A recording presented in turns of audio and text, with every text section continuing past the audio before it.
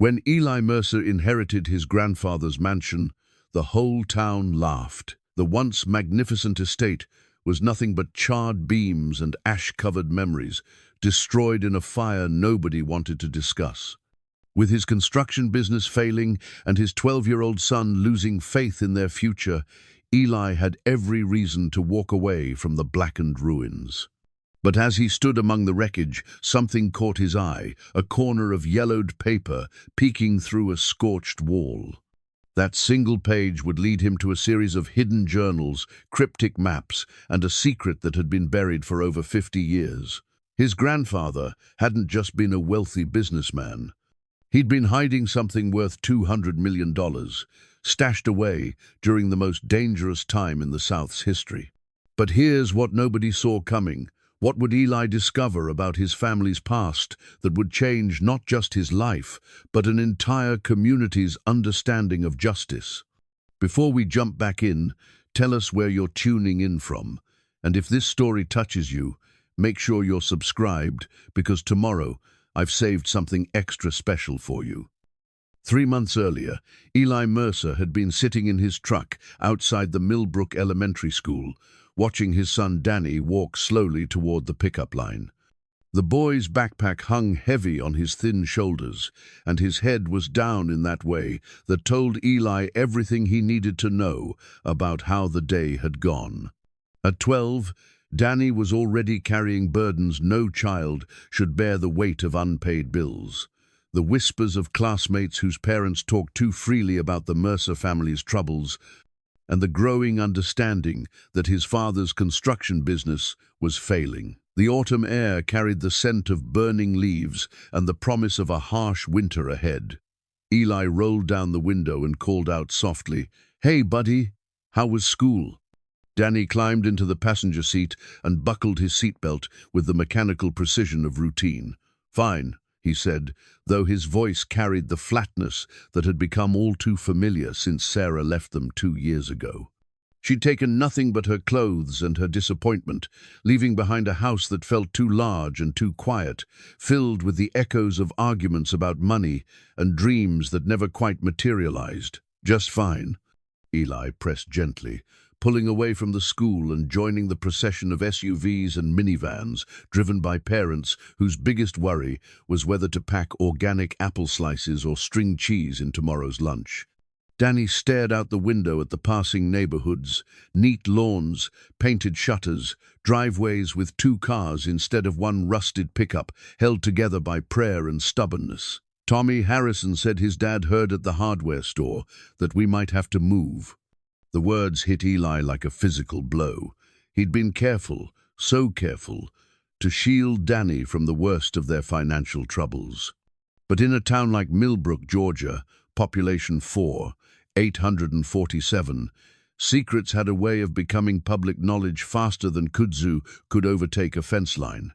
"Tommy Harrison's dad talks too much," Eli said, forcing his voice to remain steady.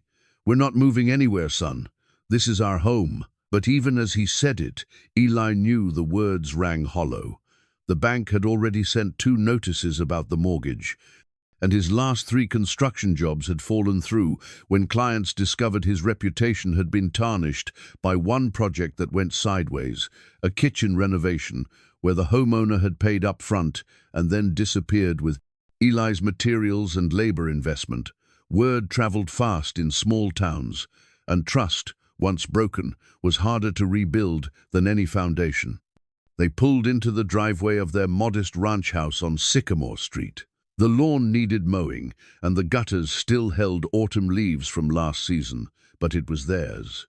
Or at least it had been, until the medical bills from Danny's emergency appendectomy the previous spring had pushed them past the point of careful budgeting into the realm of choosing between groceries and utilities.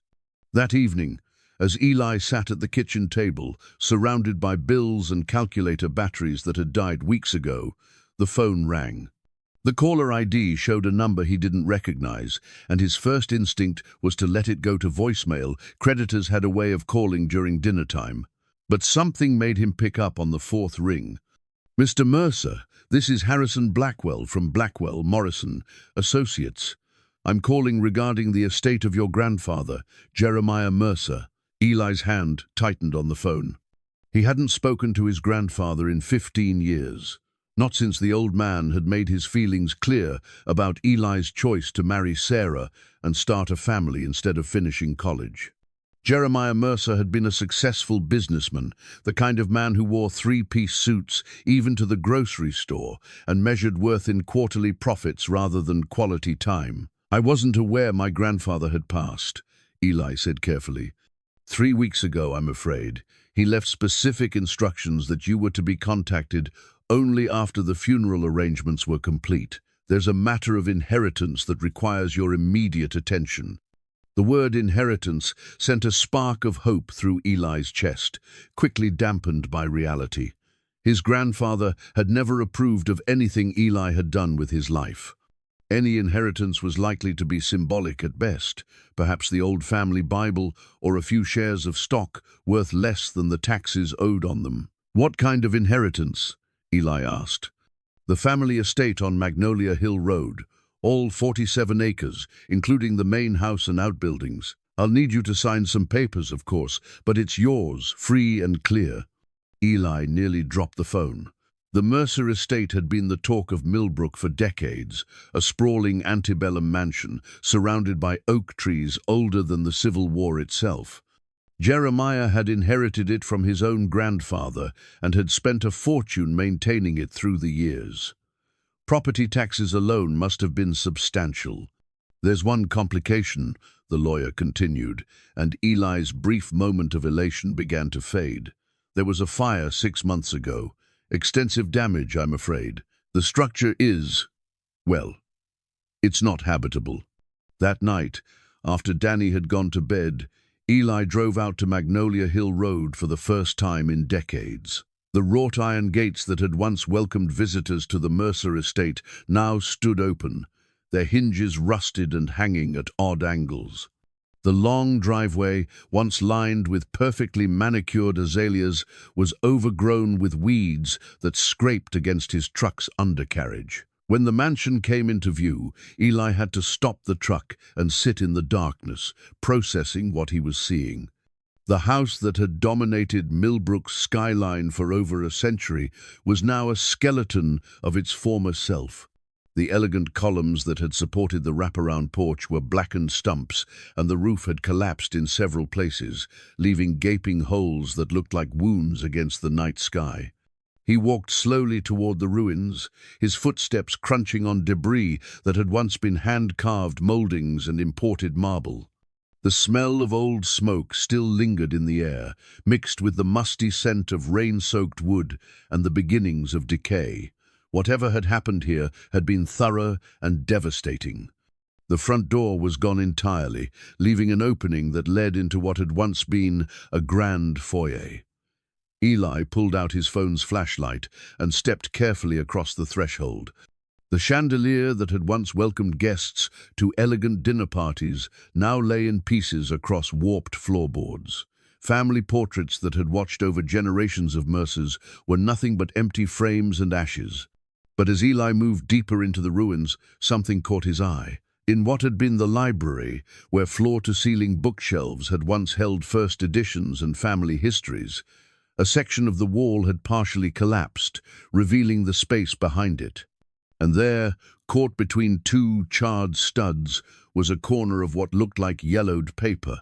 Eli carefully extracted the page, which appeared to be from some kind of journal or ledger. The handwriting was his grandfather's. He recognized the precise, old-fashioned script from birthday cards and the occasional formal letter. But the words made no sense in the context of what he knew about Jeremiah Mercer. "The packages arrived safely at the northern stations," one entry read. 17 souls found freedom this month. Praise be to God. The railroad runs smooth despite the watchers."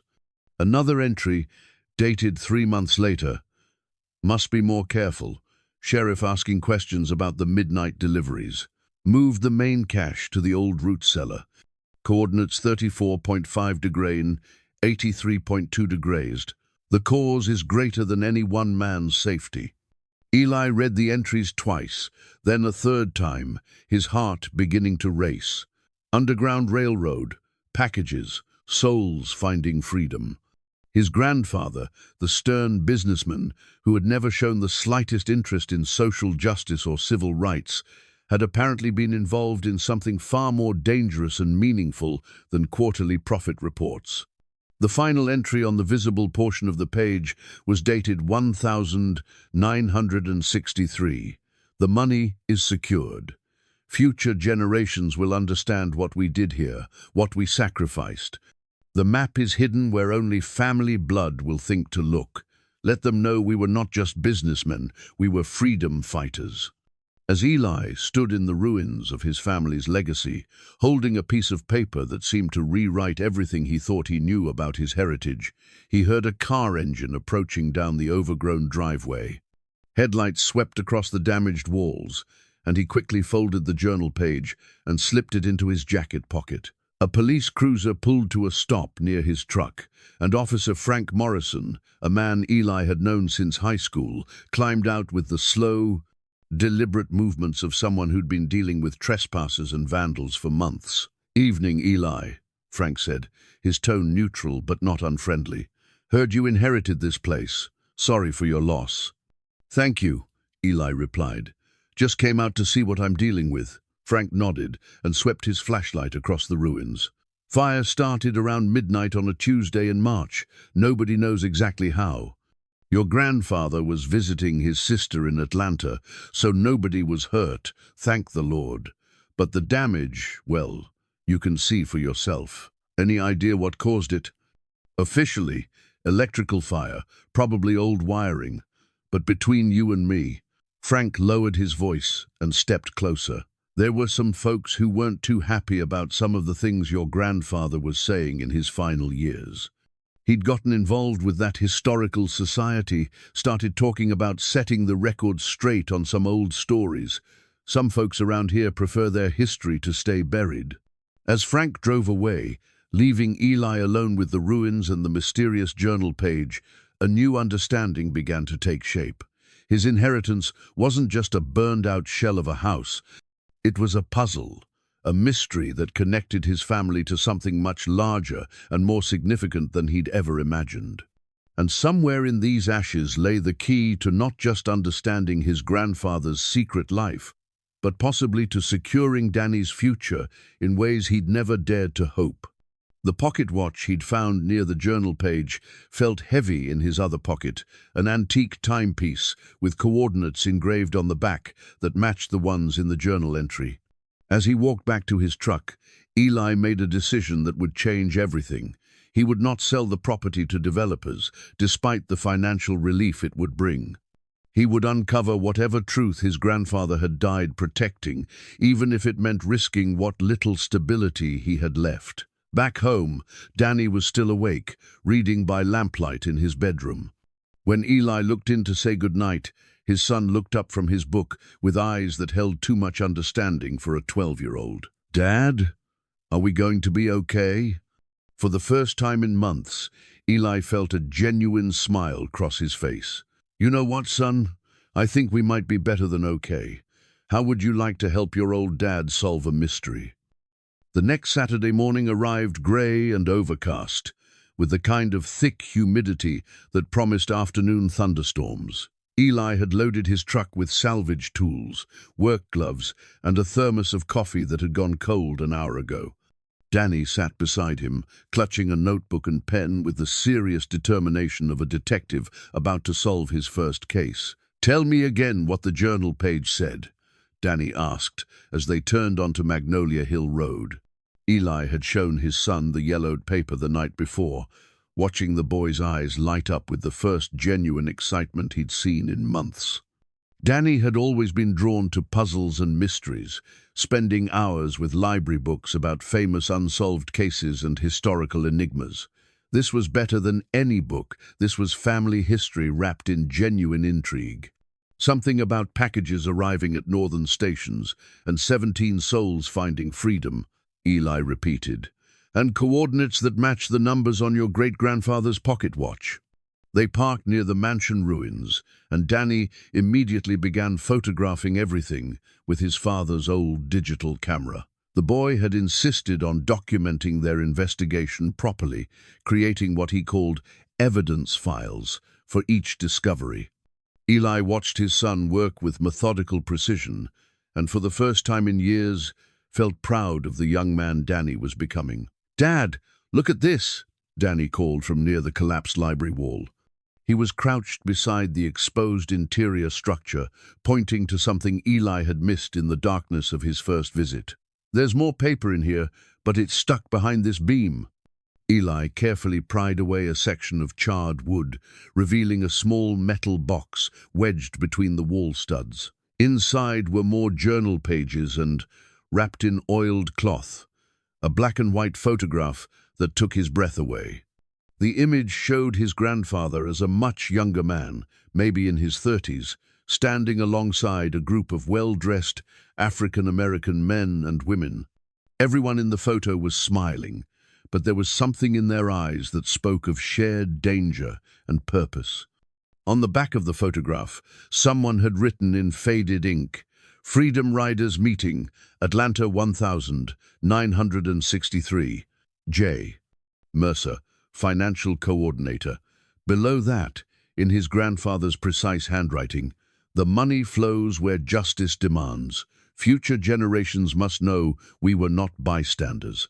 Danny studied the photograph with the intensity of a scholar examining ancient manuscripts.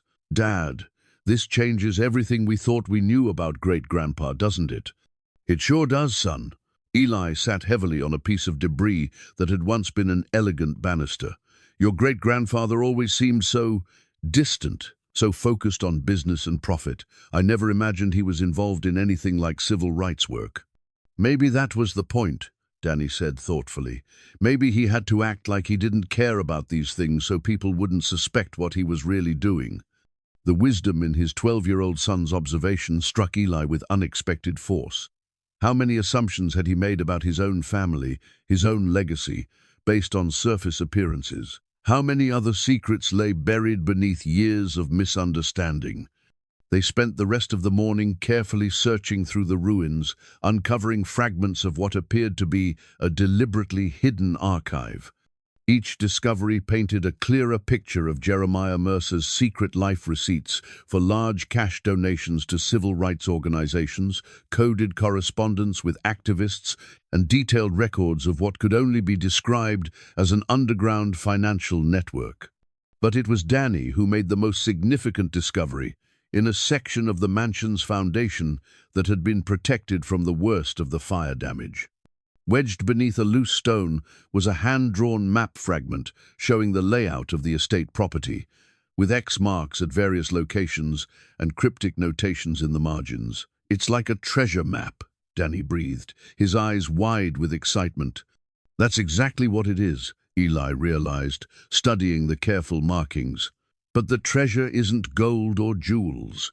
It's something your great-grandfather considered far more valuable." As they prepared to leave, a black sedan pulled up behind Eli's truck. Two men in expensive suits got out, moving with the calculated confidence of people accustomed to getting what they wanted. The older man, silver-haired and wearing a smile that didn't reach his eyes, approached with his hand extended. "Mr. Mercer, I'm Richard Caldwell from Caldwell Development Corporation. This is my associate, James Patterson. We understand you've recently inherited this property." Eli shook the offered hand cautiously, noting the man's soft palm and manicured nails hands that had never swung a hammer or mixed concrete. "That's right. We'd like to make you an offer for the land, a very generous offer, considering the condition of the structures." Caldwell gestured toward the ruins with barely concealed distaste. $500,000 cash, closing within 2 weeks. The number hit Eli like a physical blow. $500,000 would solve every financial problem he faced, secure Danny's future, allow them to start fresh somewhere new. It was more money than he'd ever imagined having at once. But Danny stepped closer to his father, the map fragment clutched protectively in his small hands. "We're not selling," the boy said firmly. "This is our family's history." Caldwell's smile tightened slightly. Son, I understand family sentiment, but sentiment doesn't pay bills or put food on the table. Your father has responsibilities. My father has the right to make his own decisions about our family's property. Danny interrupted, his voice carrying a strength that reminded Eli powerfully of his own father at that age. And we're not interested. Patterson, who had remained silent until now, stepped forward. Mr. Mercer, perhaps you should consider the practical aspects of this situation. Property taxes on 47 acres, insurance costs, liability issues keeping this land could bankrupt you. We're offering a solution to all your problems. How did you know about my financial situation? Eli asked, his protective instincts suddenly alert. Small town, Caldwell said with a shrug. Word gets around. We're simply trying to help a neighbor in need. But something in the man's tone suggested this wasn't neighborly concern. These men had come prepared with detailed knowledge of Eli's circumstances, armed with an offer calculated to be irresistible to a desperate man. They wanted this land badly, and that raised uncomfortable questions about what they might know that Eli didn't. After the developers left, Eli and Danny sat in the truck for a long moment, processing what had just happened. The offer was still real, still tempting, still a potential solution to all their immediate problems. But the photograph in Danny's notebook and the map fragment in Eli's pocket whispered of something far more valuable than money, the truth about who they really were and who they could become. Dad, Danny's voice was quiet but determined. Great-grandpa hid these things for a reason, didn't he? He wanted us to find them, to understand what he really did with his life. Eli started the truck and began the drive home, his mind racing with possibilities and dangers. I think you're right, son. I think he left us a message that took 50 years to deliver. So we're going to keep looking, even though those men offered us all that money. Eli reached over and squeezed his son's shoulder, feeling something shift inside him, a sense of purpose he hadn't experienced in years. We're going to keep looking, because some things are worth more than money, and some stories need to be told, no matter how long they've been buried. As they drove through downtown Millbrook, Eli noticed things he'd never paid attention to before the Confederate monument in the town square. The complete absence of any acknowledgement of the African-American families who had lived and worked in the community for generations, the subtle but persistent segregation that still existed in social circles and neighborhood boundaries. His grandfather hadn't just been hiding money. He'd been hiding the truth about what kind of man he really was and what kind of community Millbrook could become if people were brave enough to face their history honestly. The real treasure wasn't buried gold or hidden cash. It was the opportunity to finish what Jeremiah Mercer had started decades ago, when courage was measured not in dollars, but in the willingness to stand up for what was right, regardless of the cost. The Millbrook Public Library occupied a Carnegie building from 1903, its red brick facade and arched windows giving it the dignified appearance of an institution that took knowledge seriously. Eli and Danny had spent the better part of Monday afternoon in the local history section, surrounded by dusty volumes and microfilm readers that seemed older than the building itself. Sarah Matthews, the head librarian, had been watching them work for over an hour before finally approaching their table.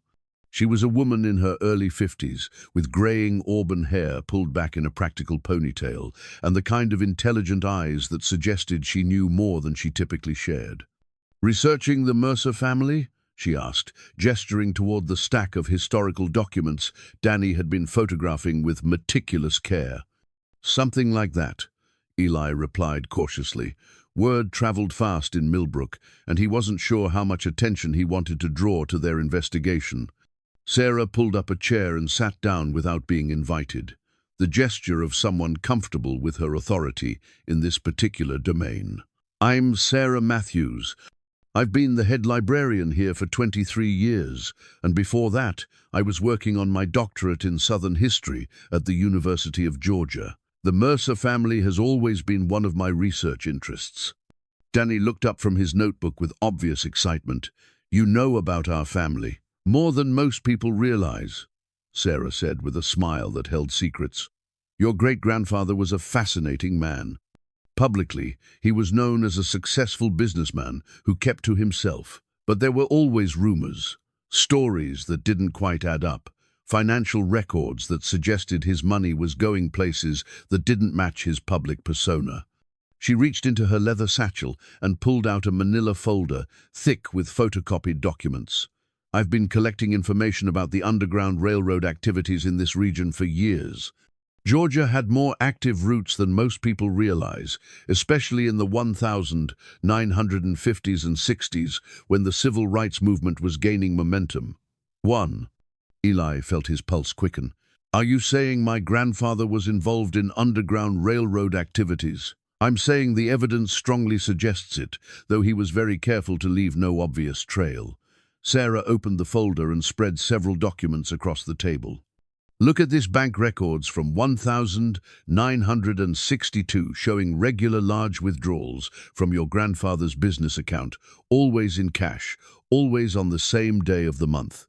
And here, she pointed to a newspaper clipping, reports of mysterious nighttime deliveries to properties along old logging roads in the county. No one ever saw what was being delivered or who was doing the delivering.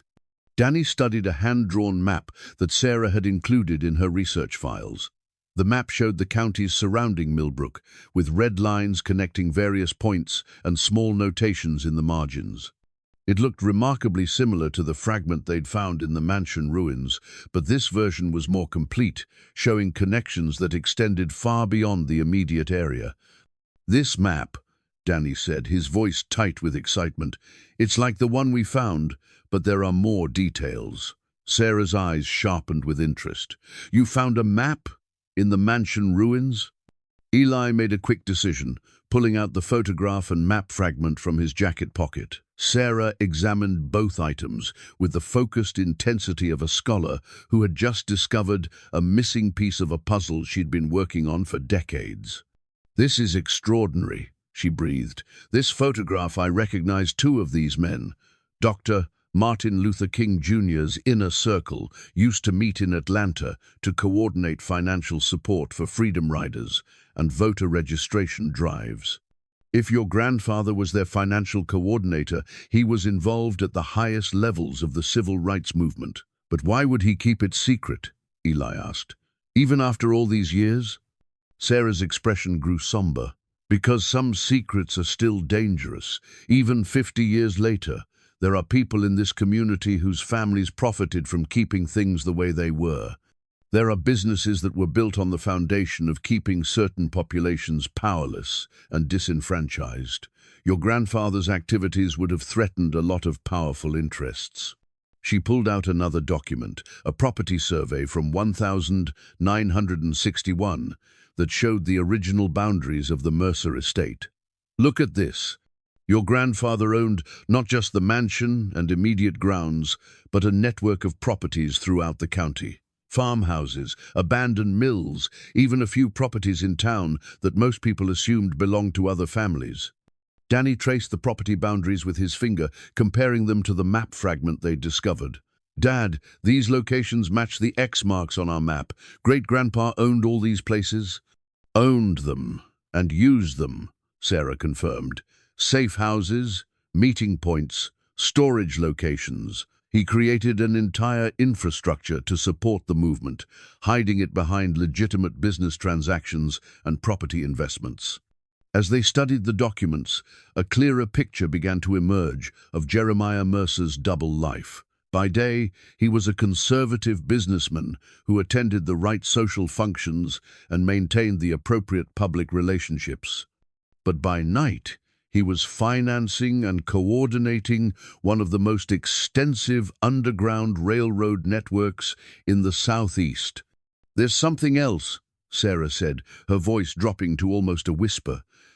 I've heard stories unconfirmed but persistent about money.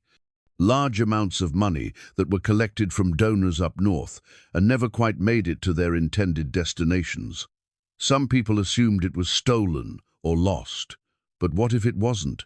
What if it was deliberately hidden, saved for a time when it could do the most good? The implications hit Eli like a physical blow. The $200 million mentioned in the original journal entry wasn't just family savings or business profits.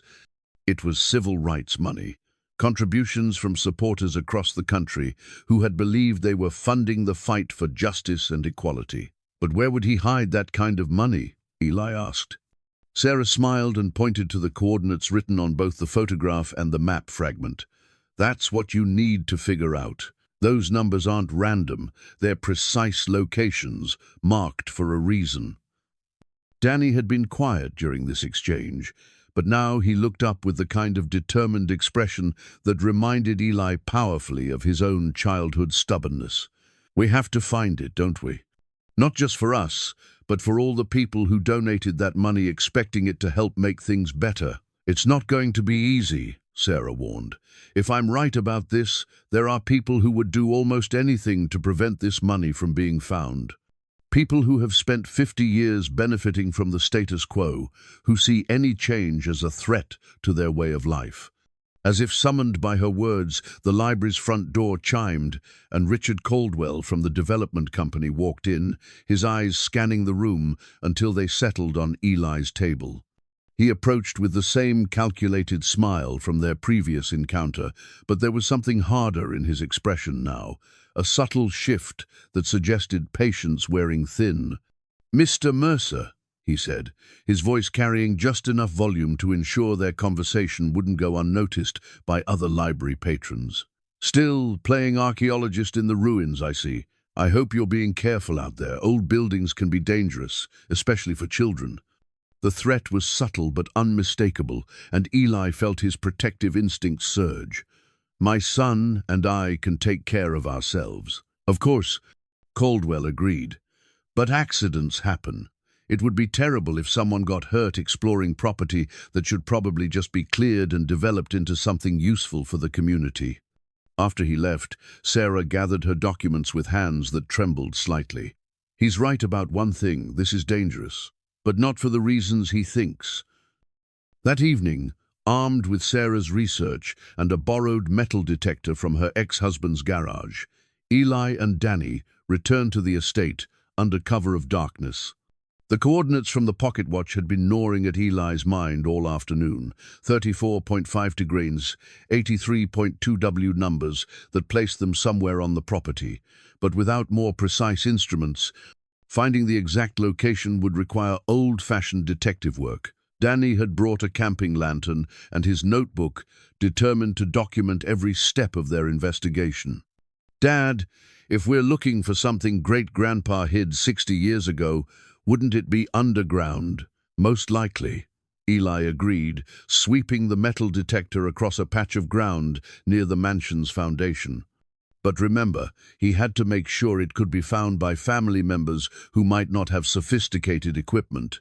It would need to be hidden, but not impossible to locate. They worked in systematic grid patterns, covering the areas around the mansion first, before expanding outward toward the old oak trees that had witnessed decades of family history.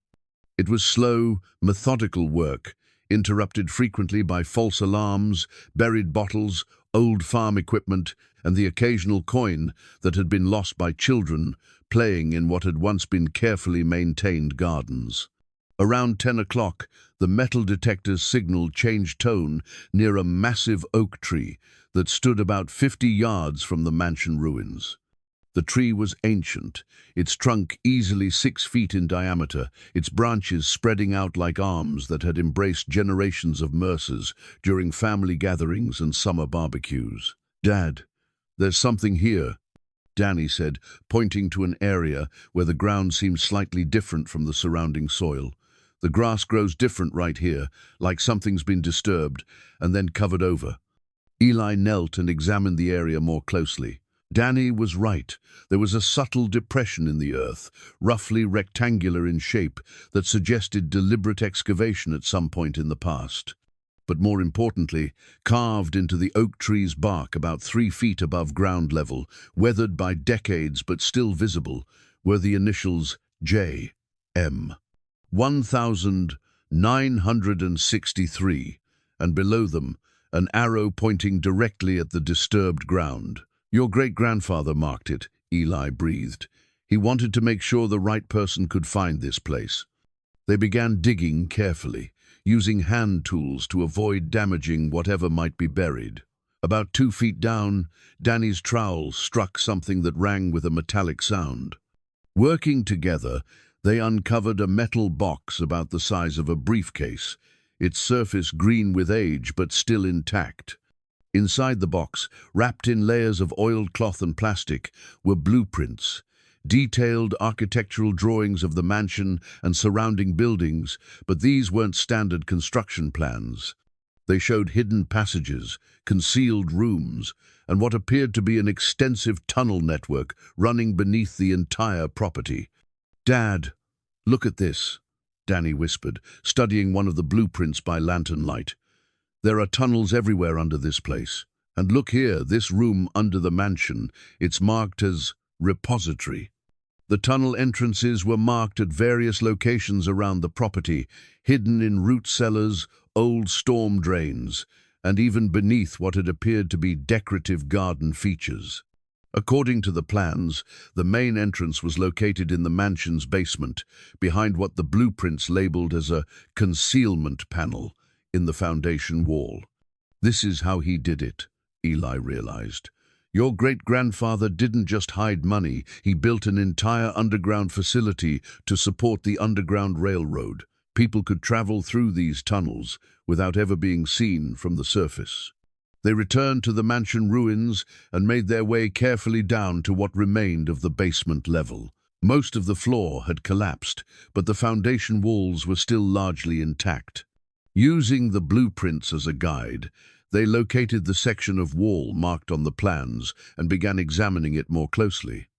Danny found it first a section of stone that protruded slightly from the rest of the wall, worn smooth as if it had been pushed repeatedly over the years. When Eli pressed against it, it moved inward with a grinding sound of stone against stone, revealing a narrow opening just wide enough for a person to squeeze through. The passage beyond led into darkness, but their flashlight beams revealed hand-carved stone walls and wooden support beams that had survived both time and the fire above. The air was stale but breathable, carrying the faint scent of old wood and something that reminded Eli of the basement in his childhood home, where his grandmother had stored preserves and root vegetables.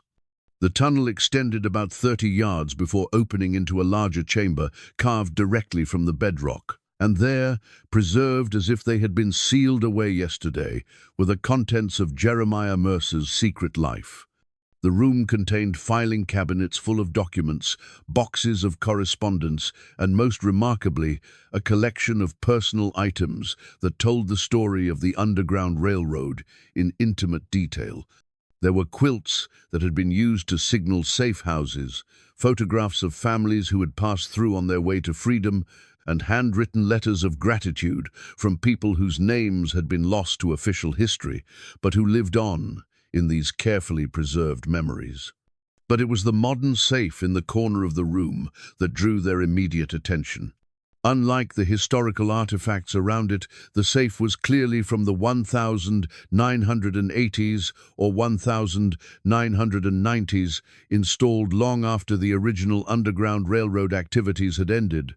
The combination lock required 6 numbers, and Danny immediately tried the coordinates from the pocket watch. The safe opened with a quiet click, revealing contents that took both their breaths away. Stacks of cash, neatly bundled and wrapped in plastic, filled most of the safe's interior. But there were also stock certificates, bonds, property deeds, and a leather journal that appeared to contain detailed financial records spanning several decades. The journal's final entry, dated just 6 months before the mansion fire, was written in Jeremiah's still steady handwriting. "The work continues, though the methods have changed. What began as emergency aid for freedom seekers has grown into something larger, a trust fund for justice, invested and compounded over 50 years. The money belongs not to any one family, but to the cause it was meant to serve. Let those who find this treasure understand their responsibility to use it wisely." A detailed accounting on the following pages showed how the original civil rights donations had been carefully invested and reinvested over the decades. The $200 million mentioned in the first journal entry had grown to nearly $400 million, all of it earmarked for what Jeremiah called the continuing work of justice and reconciliation. As they sat in the underground chamber, surrounded by the hidden history of their family and their community, Eli felt the weight of responsibility settling on his shoulders. This wasn't just an inheritance, it was a calling, a challenge to continue work that his grandfather had begun in the most dangerous period of the civil rights era. "Danny," he said quietly, "what do you think we should do with all this?"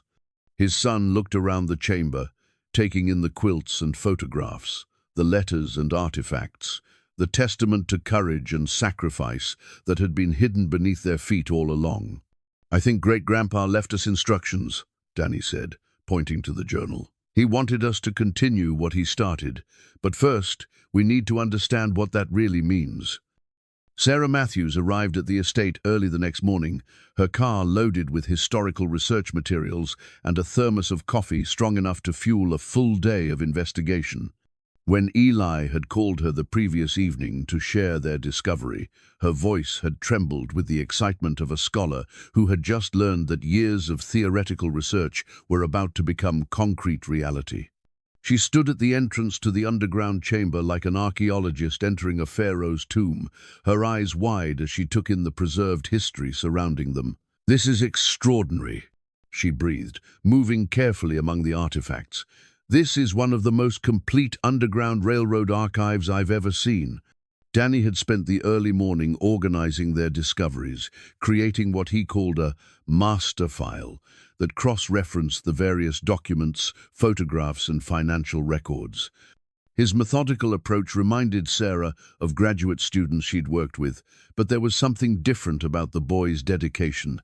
This wasn't just academic curiosity, but personal investment in understanding his family's legacy. "Look at this letter," Danny said, carefully handling a piece of correspondence dated 1964. It's from Dr. King himself, thanking Great-Grandpa for extraordinary financial support during our most challenging moments. And here, he pointed to another document, a thank you note from Rosa Parks for help with legal expenses during her court cases. Sarah examined the letters with the reverence of someone handling sacred texts. "Your grandfather wasn't just supporting the movement, he was one of its most important financial backers. The amounts mentioned here," she paused, checking figures in several documents. "He was contributing more money than some entire organizations. But it was the bank safety deposit box key they'd found in the tunnel's secondary chamber that represented their next major breakthrough. The key was attached to a small metal tag stamped with the logo of First National Bank of Atlanta, along with a box number and what appeared to be access codes. "We need to get to Atlanta," Eli said, turning the key over in his palm. "Whatever your grandfather stored in that safety deposit box, it's probably the final piece of this puzzle." The drive to Atlanta took 3 hours, giving them time to process the magnitude of what they'd uncovered. Sarah rode in the passenger seat, reading aloud from Jeremiah's detailed journals, while Danny documented everything in his notebook from the back seat. "Listen to this entry from March 1965, Sarah said. "The money is no longer just emergency aid. We must think longer term, invest for the future, when new challenges will require new solutions. The fight for justice doesn't end with integration, it evolves, requires sustained financial support for education, legal aid, community development. What we build now must serve generations not yet born." At First National Bank, they were initially met with skepticism from bank officials who had never encountered a safety deposit box access request involving inheritance of civil rights-era materials. But Sarah's academic credentials and their documentation of Jeremiah's estate proved sufficient to gain them supervised access to Box 247A. The box contained documents that reframed everything they thought they understood about Jeremiah Mercer's activities. Legal papers showed that he had established multiple trust funds and charitable foundations, all of them designed to operate in perpetuity for civil rights and social justice causes. There were contracts with investment firms, correspondence with attorneys specializing in charitable giving, and most remarkably, a detailed plan for what he called the Reconciliation Project. The Reconciliation Project, as outlined in Jeremiah's meticulous notes, was his vision for using accumulated civil rights money to address ongoing racial disparities through education, community development, and economic empowerment programs. The plan included specific provisions for establishing scholarship funds, supporting minority-owned businesses, and funding community centers in underserved areas. But the most shocking discovery was a sealed envelope marked for Family Eyes Only Emergency Protocols. Inside were documents showing that Jeremiah had been aware his activities were under surveillance by both local authorities and federal agencies who viewed his civil rights support with suspicion and hostility. He knew they were watching him, Sarah said, studying FBI correspondence that suggested Jeremiah's phones had been tapped and his financial transactions monitored. And he knew that someday there might be retaliation against him or his family. Danny found the most disturbing document, a letter dated just 3 months before the mansion fire, written in Jeremiah's handwriting, but with the shaky quality of someone under extreme stress. "They know," the letter read. "Local authorities, probably federal as well. The questions are getting more specific, the pressure more intense. If something happens to me, if there's an accident or incident, the family must know this wasn't random. The work must continue, but carefully, quietly, until the time is right to bring it into the open." The implication was clear. Jeremiah had suspected that the fire which destroyed his mansion wasn't accidental, but deliberate retaliation for his civil rights activities. The letter included specific instructions for his descendants, detailing how to access the hidden funds and continue his work while avoiding the same dangers that had threatened him. On the drive back to Millbrook, they rode in contemplative silence, each processing the weight of what they'd learned. The money in the underground chamber wasn't just an inheritance, it was a sacred trust, accumulated over decades by people who had sacrificed their comfort and safety to support the cause of justice. "Dad," Danny said quietly as they approached the Millbrook city limits, "those developers who want to buy our land, do you think they know about any of this?" "I'm starting to think they know more than they're letting on," Eli replied. "The timing of their offer, their knowledge of our financial situation, the veiled threats, it's all too convenient to be coincidence." Sarah nodded grimly. "If there are people in this community who profited from suppressing civil rights activities 60 years ago, they wouldn't want this history to come to light. Your grandfather's story could expose things they've spent decades trying to keep buried." As they pulled into the estate's overgrown driveway, they noticed fresh tire tracks in the mud, multiple vehicles that had clearly been there recently. The mansion ruins showed signs of disturbance, and the entrance to the underground chamber had been partially excavated, though it appeared their nighttime visitors had been unsuccessful in gaining access to the tunnels. "Someone's been here," Eli said, his protective instincts immediately alert. Someone who knew exactly where to look. They approached the chamber entrance cautiously, finding evidence that sophisticated equipment had been used in an attempt to break through the concealment panel. Tool marks in the stone suggested professional-grade excavation equipment, and footprints in the disturbed earth indicated at least 3 people had been involved in the effort. Most disturbing was a typed note left prominently on top of the collapsed foundation where they couldn't miss it. "Some history is better left buried. Some treasures aren't worth finding. Consider this friendly advice from concerned neighbors." As they stood looking at the note, Eli realized their investigation had entered a new and potentially dangerous phase.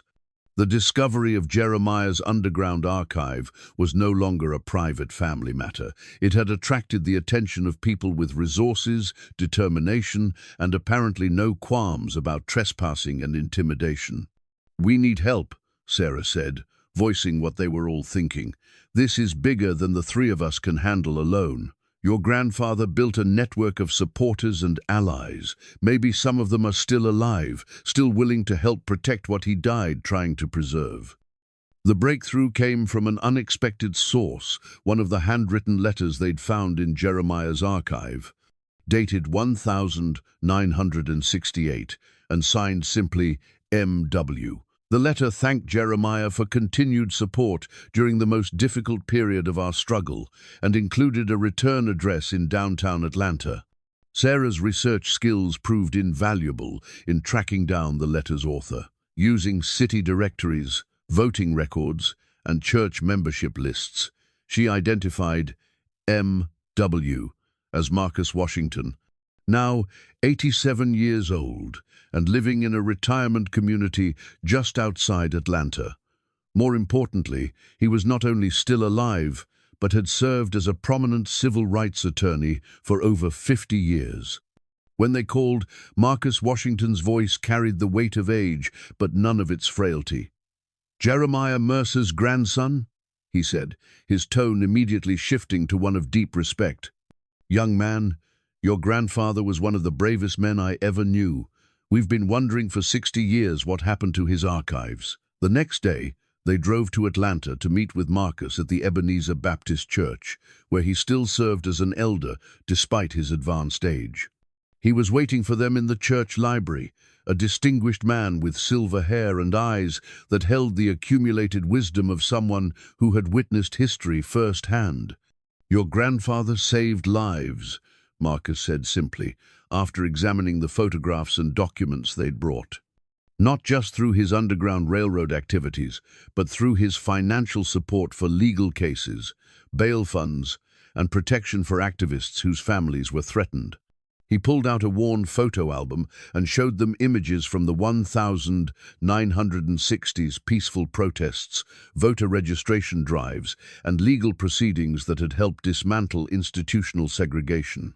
In several of the photographs, a younger Marcus Washington stood alongside other civil rights leaders, and in the background of one image, barely visible but unmistakable, was Jeremiah Mercer. He insisted on staying in the background, Marcus explained, said the work was more important than recognition, but without his support, many of our most important legal victories would have been impossible.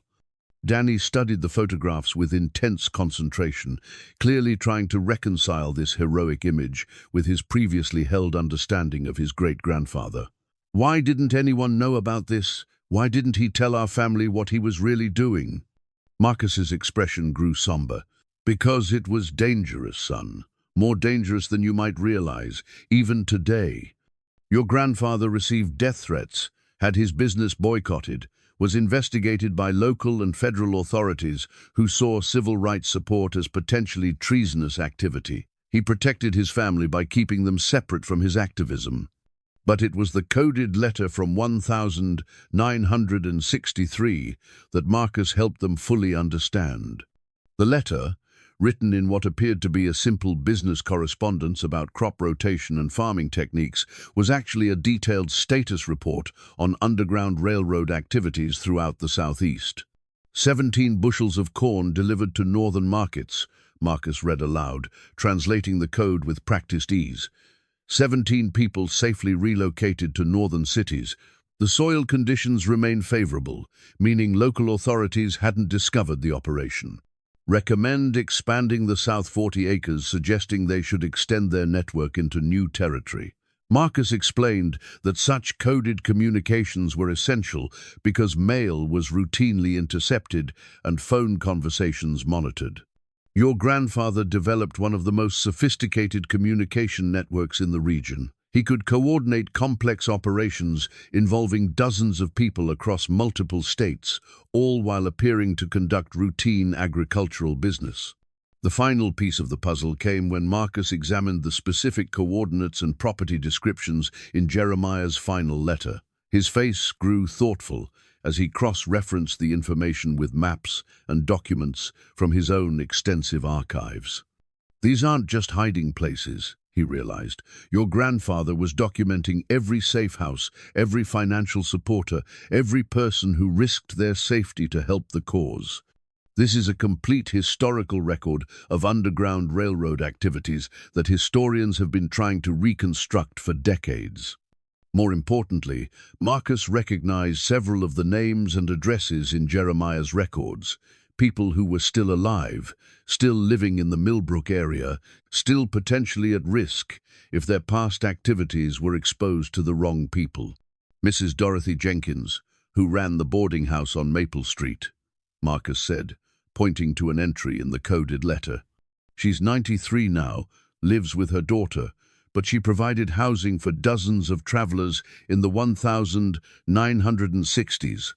And Pastor William Thompson at Mount Olive Baptist Church, his father, used the church basement as a meeting point for voter registration planning. Sarah took careful notes as Marcus identified person after person whose families had supported civil rights activities in ways that had never been publicly acknowledged. Many of these families still lived in Millbrook, their descendants integrated into the community's social and economic structure without anyone realizing their historical significance. This explains why some people might be so determined to keep this history buried. Sarah said, "If the truth came out about who really supported civil rights and who opposed it, it would rewrite the entire social structure of Millbrook." Marcus nodded gravely. "And it would also reveal who profited from maintaining segregation, who used intimidation and violence to suppress voting rights, who collaborated with authorities to undermine peaceful protests. Some of those people are still alive, still influential, still benefiting from the status quo they helped create." As they prepared to leave Atlanta, Marcus gave them a final piece of advice that would prove crucial in the days ahead. "Your grandfather's greatest achievement wasn't the money he donated or even the lives he saved," he said. "It was the network of relationships. He built people who trusted each other enough to risk everything for justice. That network still exists, though it's been dormant for decades. If you're going to honor his legacy, you'll need to reactivate those connections." He provided them with a list of contacts, children and grandchildren of original civil rights supporters, many of whom had no idea of their family's historical significance. "Start with Dorothy Jenkins," he advised. "She was your grandfather's closest local ally, and she knows where all the bodies are buried, so to speak." The drive back to Millbrook was filled with planning and preparation. They now understood that their inheritance was far more complex than hidden money or buried treasure. They were custodians of a historical record that could transform their community's understanding of its own past, but only if they could protect it from people who had spent 60 years ensuring that understanding never emerged. "Dad," Danny said as they approached the familiar Millbrook city limits, "are we really going to do this? Are we going to tell everyone the truth about what Great-Grandpa did?" Eli looked at his son in the rearview mirror, seeing in the boy's eyes a maturity that hadn't been there just weeks before. Danny had discovered that his family legacy included genuine heroism, that his great-grandfather had risked everything to stand up for justice when it would have been easier and safer to remain silent. "I think we have to," Eli said.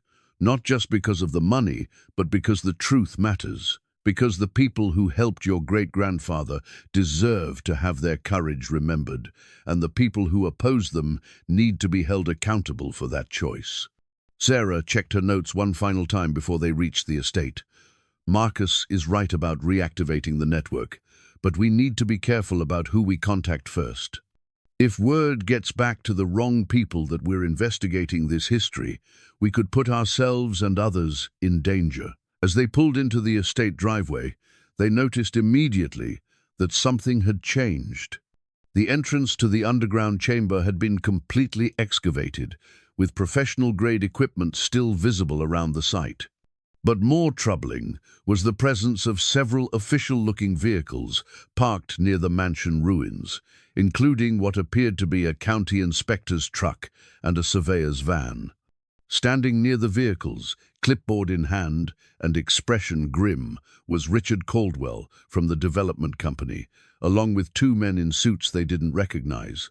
When Caldwell saw their car approaching, he smiled in a way that suggested he held all the advantages in whatever conversation was about to unfold. "Mr. Mercer," he called out as they parked. "Perfect timing. We need to discuss some irregularities that have come to our attention regarding your property ownership and the recent unauthorized excavation activities on this site." Requested. The men in suits introduced themselves as county building inspectors, armed with official documents declaring the property an archaeological hazard, requiring immediate professional assessment. Their legal authority seemed ironclad, backed by county ordinances about disturbed historical sites and environmental impact assessments that would take months to complete. "Unfortunately, Mr. Mercer," the lead inspector said with practiced bureaucratic sympathy, "until these assessments are finished, you're prohibited from accessing the underground areas you've apparently excavated. For safety reasons, of course." Eli felt the trap closing around them, understanding now that their opponents had resources and connections that went far beyond simple real estate development. This wasn't just about buying land, it was about controlling access to historical information that could reshape the community's understanding of its own past. But it was Danny who made the discovery that changed everything. While the adults argued about permits and legal procedures, the boy had wandered toward the mansion ruins, ostensibly to take more photographs, but actually to conduct his own investigation of the suspicious excavation equipment. "Dad," he called out, his voice carrying a note of excitement that cut through the tense adult conversation. "You need to see this." Hidden beneath a tarp near the surveyor's van, Danny had found boxes of documents, photocopies of the very materials they'd discovered in Jeremiah's underground chamber. Someone had been systematically copying the archive, creating their own record of the civil rights network while attempting to deny Eli and his family access to their own inheritance. But more shocking was the notebook Danny found in one of the boxes, written in a familiar handwriting that made Eli's blood run cold. The notebook contained detailed observations about the Mercer family's activities, their visits to the estate, their meetings with Sarah Matthews, even their trip to Atlanta to meet Marcus Washington. The handwriting belonged to his grandfather Jeremiah, but the dates were all recent within the past 2 months. "That's impossible," Sarah breathed, examining the notebook with trembling hands. "Jeremiah died 8 months ago. I attended his funeral." Eli stared at the handwriting, comparing it to the historical documents they'd been studying. There was no doubt, despite subtle changes that suggested advanced age and perhaps illness, this was definitely his grandfather's distinctive script. Richard Caldwell noticed their discovery and approached with an expression that had shifted from smugness to something approaching panic. "You shouldn't be looking through official investigation materials," he said, reaching for the notebook. "Official investigation materials, written by a man who's supposed to be dead," Eli challenged, holding the notebook out of Caldwell's reach. That's when the truth began to emerge, piece by piece, through a combination of confrontation and revelation that left everyone involved reeling from the implications. Jeremiah Mercer was not dead. The funeral had been staged, the death certificate falsified, all as part of an elaborate plan to protect himself from escalating threats, while ensuring his civil rights archive could be safely transferred to the next generation. He had been living in hiding for 8 months, monitoring his family's investigation from a distance, ensuring they were capable of handling the responsibility they were inheriting. The man who emerged from the surveyor's van was older, frailer, and moving with the careful deliberation of someone whose health had been seriously compromised, but he was undeniably Jeremiah Mercer.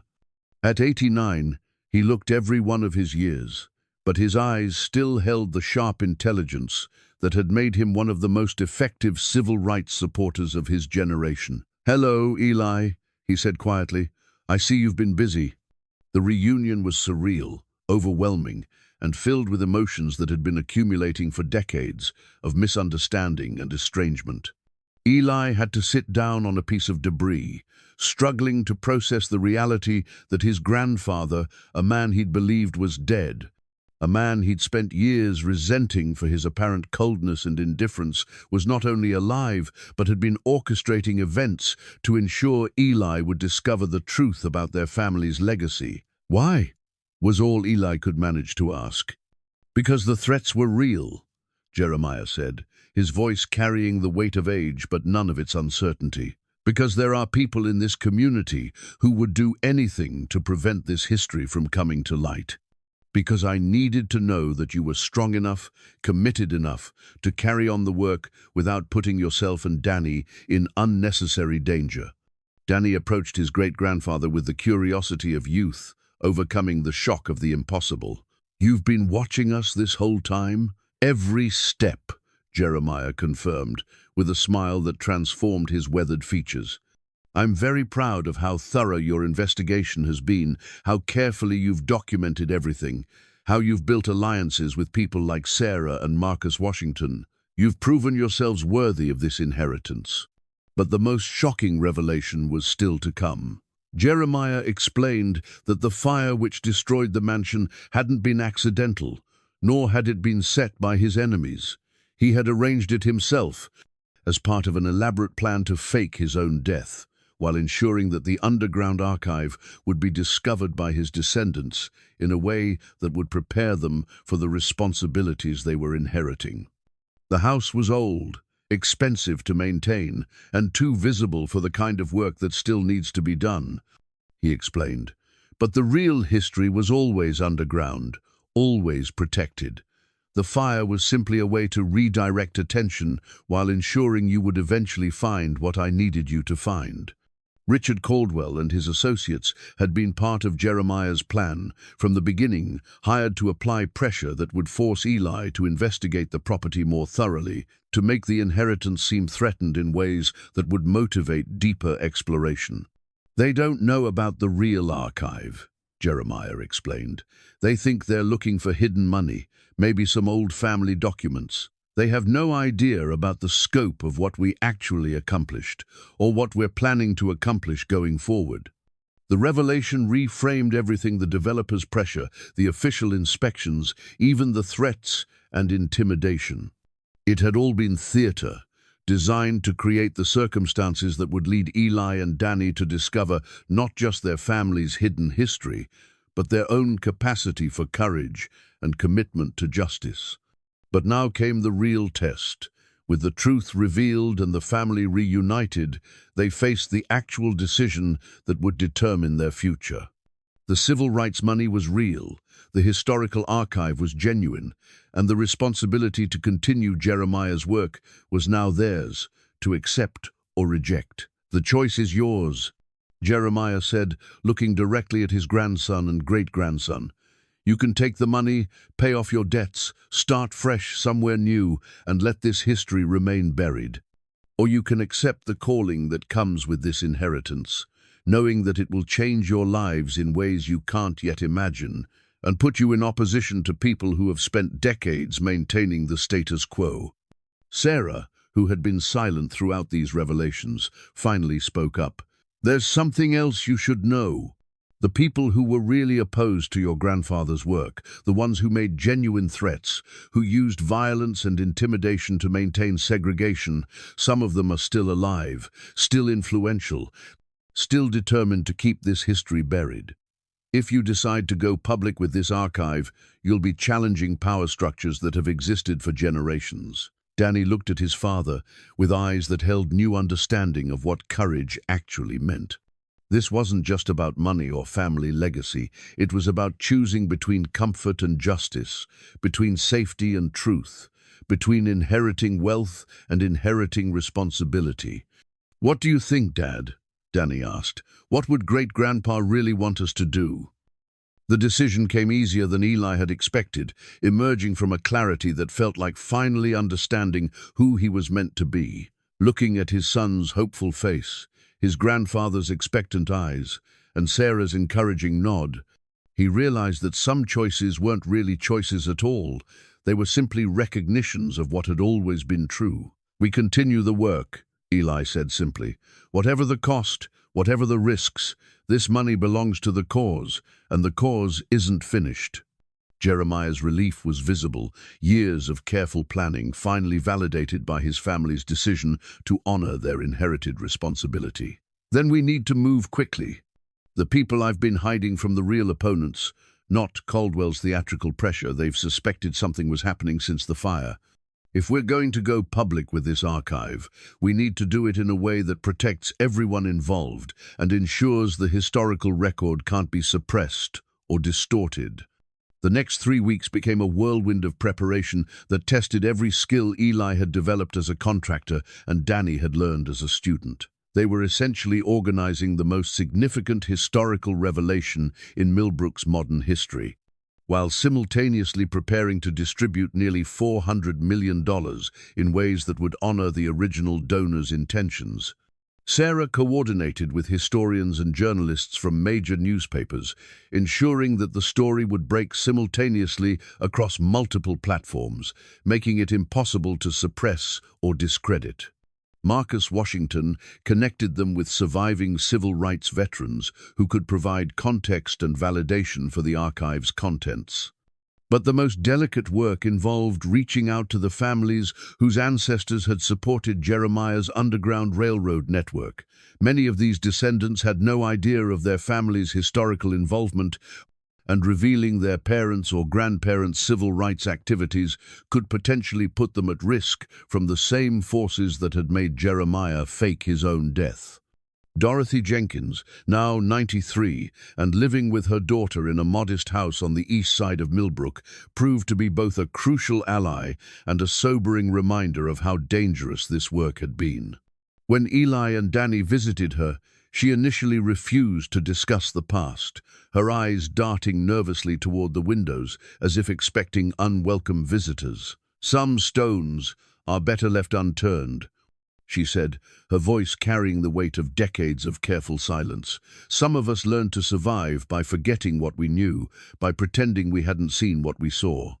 But when they showed her photographs from Jeremiah's archive, images of her own boarding house being used as a safe haven, letters of gratitude from families she'd helped, financial records showing Jeremiah's payments for food and shelter provided to travelers, her resistance began to crumble. "Lord, help me," she whispered, holding a photograph that showed her as a young woman, standing beside Jeremiah and several civil rights activists in what had been her backyard. "I never thought I'd see these pictures again. Your grandfather promised me they'd been destroyed." Danny, who had become remarkably skilled at interviewing elderly sources, asked gently, "Mrs. Jenkins, what were you afraid would happen if people knew what you'd done?" Her answer revealed the depth of fear that had shaped decades of silence.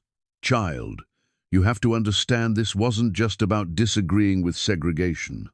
This was about defying people who had the power to destroy your life, your family's livelihood, your safety. People who owned the banks, controlled the jobs, decided who could live where and work where, and send their children to school where." She described incidents of intimidation, violence, and economic retaliation against families suspected of supporting civil rights activities. Houses burned under suspicious circumstances, businesses boycotted into bankruptcy, families forced to leave town in the middle of the night for their own safety. "Your grandfather understood the risks better than most," she continued. "He had resources, connections, ways to protect himself that the rest of us didn't have, but even he knew that someday there might be a reckoning." As they prepared for the public revelation of the archive, similar conversations were happening throughout Millbrook and the surrounding communities. Elderly residents who had maintained decades of silence were being asked to step forward and acknowledge their families' roles in one of the most significant civil rights operations in Georgia's history. Some, like Dorothy Jenkins, eventually agreed to participate, understanding that their testimony would be crucial to validating the historical record. Others remained too frightened, too traumatized by past experiences to risk exposure even now. Pastor William Thompson, whose father had allowed Mount Olive Baptist Church to be used for voter registration planning, struggled with his own decision about going public. "My father made me promise never to talk about what happened in our church basement," he told Eli during a private meeting. He said, "There were people who would never forgive us, never forget, who would wait 50 years for revenge, if that's what it took. But it was Danny who helped convince many of the reluctant participants to share their stories. His youth, his obvious sincerity, and his deep respect for their experiences made him an effective advocate for historical truth. Mr. Thompson," he said during their conversation, "what if we don't tell these stories? What if another 50 years goes by and all the people who remember are gone? Won't that mean the people who tried to stop justice actually won?" Meanwhile, Jeremiah was working with a team of lawyers and financial advisors to structure the distribution of the inherited civil rights funds in ways that would maximize their impact while minimizing opportunities for corruption or misuse. The money would be used to establish educational scholarships, support minority-owned businesses, fund legal aid for civil rights cases, and create community development programs in underserved areas. But more than just distributing money, they were planning to establish a permanent civil rights education center on the Mercer estate property, using the underground chambers as the foundation for a museum that would tell the complete story of the Underground Railroad network and its lasting impact on the community. The revelation was scheduled for a Tuesday morning press conference at Mount Olive Baptist Church, chosen both for its historical significance and its symbolic importance as a place where the community had gathered for decades to address issues of justice and reconciliation. 3 days before the scheduled announcement, they received their first serious threat, not the theatrical intimidation that had been part of Jeremiah's elaborate test, but a genuine warning that carried the weight of real danger behind it. The message was delivered through Dorothy Jenkins, who called Sarah in tears after finding an envelope slipped under her door during the night. "They know," she said, her voice shaking with fear. "They know what we're planning, and they're not going to let it happen." The envelope contained photographs, recent surveillance photos of Eli and Danny at the estate, of Sarah at the library, of Marcus Washington at his church in Atlanta. The message was clear. "We know who you are, where you live, what you're doing." But more chilling was the typed note that accompanied the photographs. "Some history lessons are too dangerous to teach. Some family legacies are too shameful to claim. Cancel your press conference, return the money to its rightful owners, and no one gets hurt. Continue with your plans, and you'll discover that accidents can happen to anyone, even children." The threat against Danny made Eli's decision for him. He was prepared to take risks with his own safety, but putting his son in danger was unacceptable. He called an emergency meeting with Jeremiah, Sarah, and Marcus to discuss canceling the public revelation and finding a quieter way to honor the civil rights legacy. But it was Jeremiah who provided the perspective that changed Eli's mind. "If we back down now," the old man said, "we prove that intimidation still works, that courage is still for sale, that the people who opposed justice 60 years ago were right to believe they could suppress the truth indefinitely." He pulled out a folder containing letters and documents they hadn't seen before, correspondence from the original civil rights donors, people who had contributed their life savings to support the cause of justice, many of whom had faced their own threats and dangers for their involvement. "These people didn't give their money so it could be hidden forever," Jeremiah continued. "They gave it believing it would be used to continue the fight for justice, even when that fight became difficult or dangerous. If we abandon that mission now because of threats, we dishonor every sacrifice that made this inheritance possible."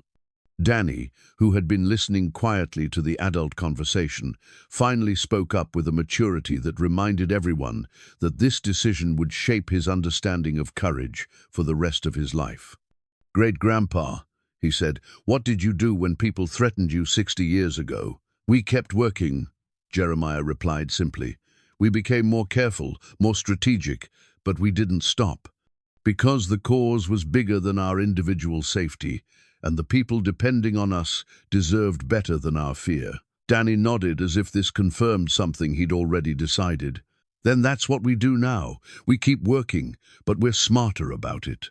That evening, as they finalized their plans for the press conference, Eli realized that his son had learned something far more valuable than the location of hidden treasure. Danny had discovered that real courage wasn't the absence of fear, but the decision to act according to your principles, even when fear was present. The revelation was still scheduled for Tuesday morning, but now they understood it wouldn't be just a historical announcement.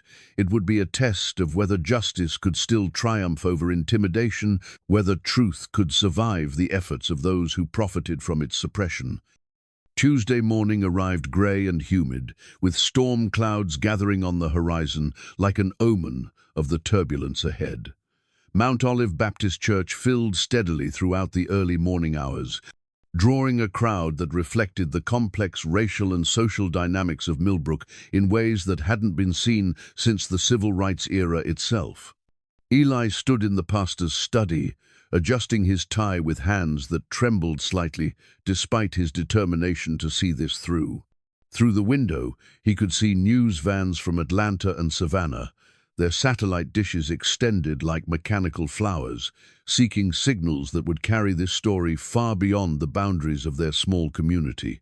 Danny sat at the pastor's desk, making final notes in the evidence journal that had become his constant companion throughout their investigation. At 12 years old, he was about to become the youngest person ever to address a press conference about civil rights history, but his focus remained steady and purposeful. "Dad," he said quietly, "are you scared?" Eli considered the question seriously, recognizing that his answer would help shape how his son understood courage for the rest of his life. "Yes," he admitted, "but being scared doesn't mean we stop doing what's right. It just means we're careful about how we do it." Sarah entered the study carrying a box of documents and photographs that would serve as evidence for their revelations. Her face showed the strain of 3 weeks of intensive preparation, but her eyes held the satisfaction of a scholar about to share a discovery that would rewrite local history. "The church is full," she reported. "Local residents, historians from the university, reporters from major newspapers, and—" she paused, her expression growing concerned. "Several people I don't recognize, men in expensive suits who look like they're here for reasons that have nothing to do with historical interest." And Jeremiah appeared in the doorway, moving slowly, but with the dignity of someone who had waited 8 decades to tell this story publicly. In his hands, he carried the original journal from 1963, its pages yellowed, but its message as powerful as the day it was written. "It's time," he said simply. The sanctuary of Mount Olive Baptist Church had been transformed for the occasion, with a podium set up at the front and display boards showing enlarged photographs from the Civil Rights Archive. As the Mercer family entered, conversations gradually quieted until the only sounds were the clicking of camera shutters and the distant rumble of approaching thunder. Pastor Thompson, whose own family's involvement in the Underground Railroad network would be revealed today, offered a brief prayer for wisdom, courage, and healing. Then he introduced Jeremiah Mercer as a man who chose justice over comfort, truth over safety, and legacy over personal gain. Jeremiah approached the podium slowly, his aged hands gripping the wooden surface for support as he looked out over the assembled crowd. His voice, when he began to speak, carried clearly through the sanctuary despite his age. 60 years ago, he said, "I made a decision that shaped the rest of my life and the future of this community. I decided that my wealth, my resources, my connections would be used to support the cause of justice, even when that choice put me at odds with friends, neighbors, and family members who preferred to maintain the status quo." He described the Underground Railroad network, the financial support for civil rights activities, the careful documentation that had preserved this history for future generations. But he also acknowledged the fear that had led him to keep these activities secret for decades, the threats that had forced him to fake his own death, the ongoing dangers faced by families who had supported the cause. As Jeremiah spoke, enlarged photographs appeared on screens throughout the sanctuary, images of young African-American men and women who had found refuge in Millbrook safe houses, documents showing financial support for voter registration drives, correspondence with Dr. Martin Luther King Jr. and other civil rights leaders. The crowd's reaction was mixed but intense. Some faces showed surprise and admiration as they learned about their community's hidden role in civil rights history. Others reflected anger or discomfort as the carefully maintained narrative of local racial relations was challenged by documented evidence of both courageous support and violent opposition. When Jeremiah finished his testimony, he called Eli to the podium to announce the establishment of the Mercer Civil Rights Education Foundation, funded by the nearly $400 million that had been accumulated over 5 decades of careful investment. "This money doesn't belong to the Mercer family," Eli said, his voice gaining strength as he spoke. "It belongs to the cause that originally inspired its collection, the ongoing work of justice, education, and reconciliation. It will be used to support scholarships for students who might not otherwise have access to higher education, to fund legal aid for civil rights cases, and to establish community programs that address the lasting effects of systemic inequality." But as Eli described their plans for the Civil Rights Education Center, he noticed movement in the back of the sanctuary that made his protective instincts alert. Several of the unidentified men Sarah had mentioned were making their way toward the exits, speaking quietly into cell phones, with expressions that suggested urgent coordination with unseen associates. The first sign of real trouble came when the church's power suddenly went out, plunging the sanctuary into the gray twilight of the storm-darkened morning. Emergency lighting flickered on throughout the sanctuary, casting eerie shadows that transformed the familiar church interior into something resembling a stage set for confrontation. Pastor Thompson's voice cut through the murmur of concerned congregation members. "Please remain calm. We have backup generators that should restore full power momentarily." But Eli's construction experience told him this wasn't a random power failure. The timing was too convenient, the selective nature of the outage too precise. Someone had deliberately cut power to the church while leaving the surrounding neighborhood unaffected.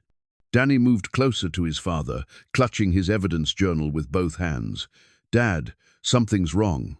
Before Eli could respond, the sanctuary's rear doors burst open, and 6 men in dark clothing entered with the coordinated movement of people executing a planned operation. They weren't wearing masks or making dramatic announcements. They simply spread out across the back of the church with the quiet efficiency of professionals who intended to control the situation through presence and intimidation. The lead man, older than the others and carrying himself with obvious authority, walked slowly down the center aisle toward the podium. His face was familiar. Eli recognized him from old newspaper photographs in Sarah's research files. This was Robert Whitfield, now in his 70s, whose family had controlled much of Millbrook's economic development for generations and whose grandfather had been one of the most vocal opponents of civil rights activities in the 1960s. "Mr. Mercer," Whitfield said, his voice carrying clearly through the silent sanctuary, "I think there's been a misunderstanding about the nature of your family's historical activities."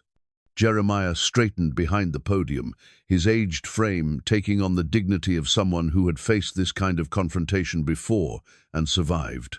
"Robert, I wondered when you'd finally show yourself. Your family has been spreading some very interesting stories about the past," Whitfield continued, ignoring the obvious tension in the room. "Stories that could be damaging to long-standing community relationships, that could disrupt the social stability that has served Millbrook well for decades."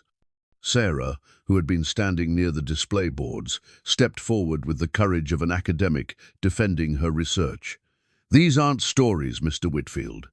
These are documented historical facts, supported by primary sources, photographs, and financial records that can be independently verified.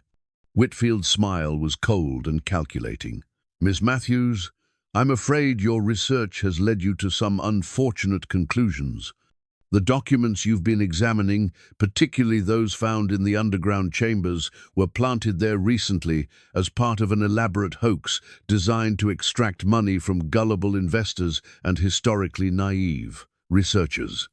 The accusation hung in the air like poison, designed to undermine everything they had discovered and documented. But it was Danny who responded with the devastating clarity of youth, unencumbered by adult politics and social complications.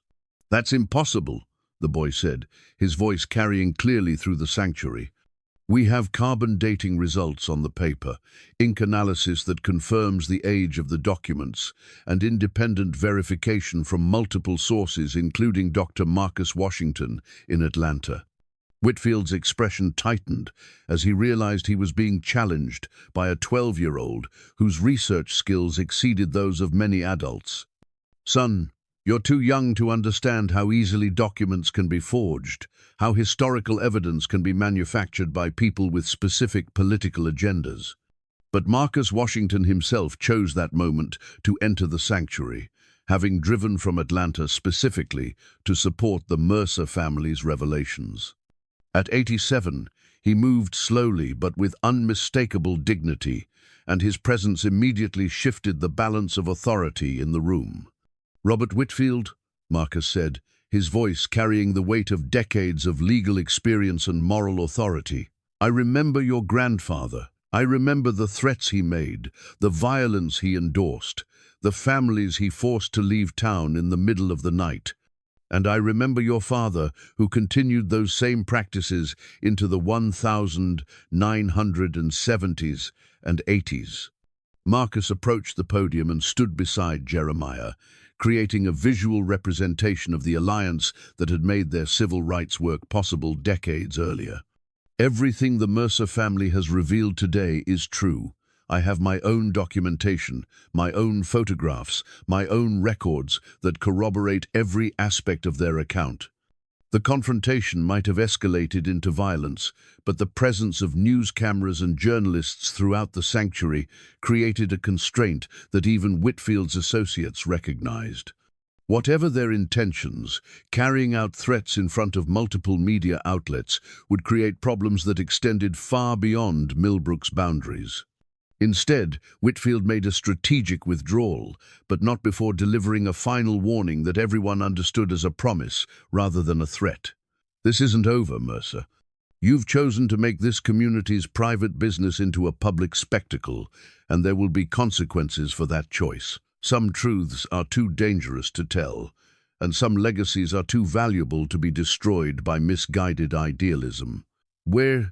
As Whitfield and his associates left the sanctuary, the lights suddenly returned, as if their departure had somehow restored the natural order of things. But everyone present understood that the real confrontation was just beginning, that revealing the truth about Millbrook's civil rights history would require sustained courage rather than just the dramatic gesture of a single morning's announcement.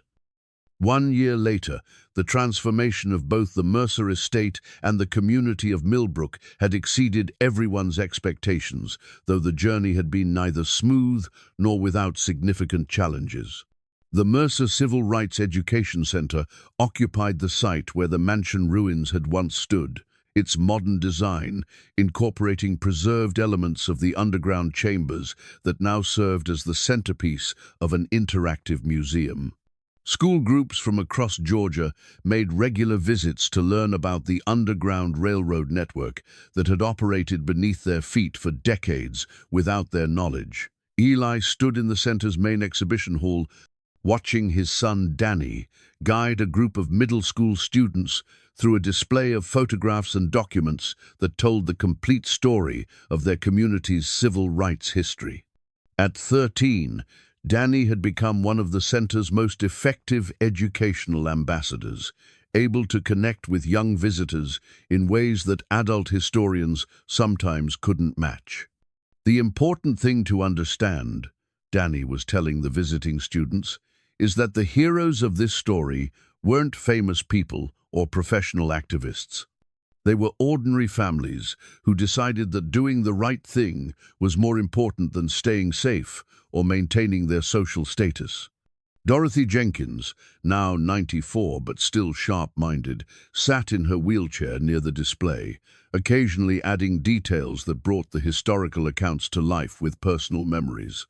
Her decision to go public with her family's involvement had inspired other elderly residents to share their own stories, creating a comprehensive oral history archive that preserved experiences that would otherwise have been lost forever. "Child, you tell them about Mrs. Patterson's boarding house," she encouraged Danny. "Tell them how we used to signal each other with different colored curtains in our windows, and how the whole neighborhood could coordinate without ever saying a word about what we were doing." The Mercer Civil Rights Foundation had distributed nearly $200 million in its first year of operation, funding scholarships that allowed dozens of local students to attend college, supporting minority-owned businesses throughout the region, and providing legal aid for civil rights cases that addressed ongoing inequalities in education, employment, and housing. But perhaps more importantly, the Foundation's community dialogue programs had begun to bridge racial and economic divisions that had persisted for generations. Monthly forums brought together residents from different backgrounds to discuss local issues, historical legacies, and opportunities for cooperation that had never existed before. Sarah Matthews had left her position at the Millbrook Library to become the Education Center's Director of Research and Programming.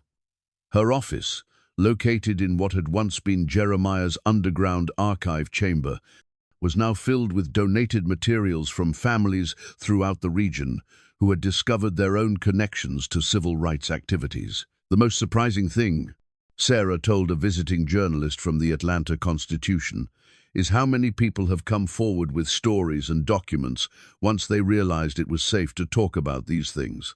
"We've documented Underground Railroad activities in 17 counties, involving over 200 families whose contributions had never been officially recognized." Jeremiah, now 90 but still actively involved in the Foundation's work, spent most afternoons at the center, sharing stories with visitors and occasionally surprising school groups who couldn't believe they were meeting someone who had actually lived through the events they were studying. The money was never the real treasure, he told one group of high school students. The real treasure was learning that ordinary people could do extraordinary things when they decided that justice was worth the risk. The opposition to the center's work had not disappeared entirely. Robert Whitfield and his associates had challenged the Foundation's tax-exempt status, questioned the authenticity of historical documents, and used their influence to limit the center's access to certain official records. But their efforts had been largely unsuccessful, particularly after Marcus Washington and other civil rights veterans provided corroborating testimony that validated the Mercer family's revelations. More significantly, the center's educational programs had begun to change how younger residents understood their community's history, creating a generation that was less willing to maintain old patterns of racial and economic segregation. Tommy Harrison, the boy who had once tormented Danny with gossip about the Mercer family's financial troubles, had become one of Danny's closest friends after learning that his own great-grandmother had worked as a seamstress, secretly altering clothes to help Underground Railroad travelers blend in with local populations. "It's weird," Tommy told Danny during one of their weekend visits to the center. "My family never talked about great-grandma's sewing work, but now we know she was basically a spy, helping people escape to freedom.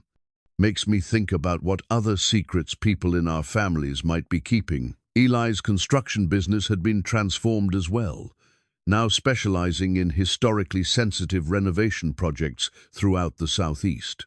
The skills he'd developed while excavating and preserving the underground chambers had made him one of the region's most sought-after contractors for civil rights preservation projects.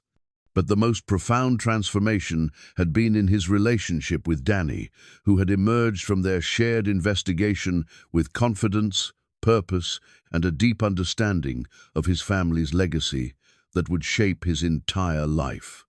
On the anniversary of their first visit to the mansion ruins, father and son returned to the massive oak tree where they had discovered Jeremiah's blueprints.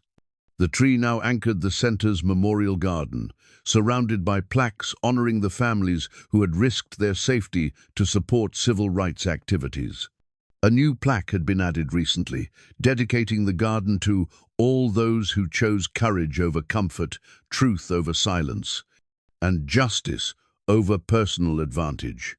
The inscription concluded with words from Jeremiah's original 1963 journal: "Future generations will understand what we did here, what we sacrificed. Let them know we were not just businessmen, we were freedom fighters." Danny read the inscription aloud, then looked at his father with eyes that held new understanding of what inheritance really meant. "Dad, do you think we've done what Great-Grandpa wanted us to do?"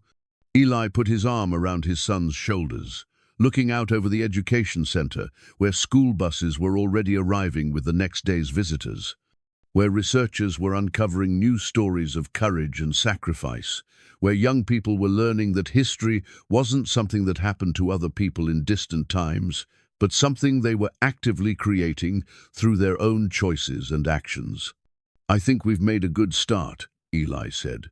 "But the real work, the work of justice and reconciliation, that's something every generation has to take on for themselves. We've just tried to make sure they'll have the resources and the knowledge they need to do it well."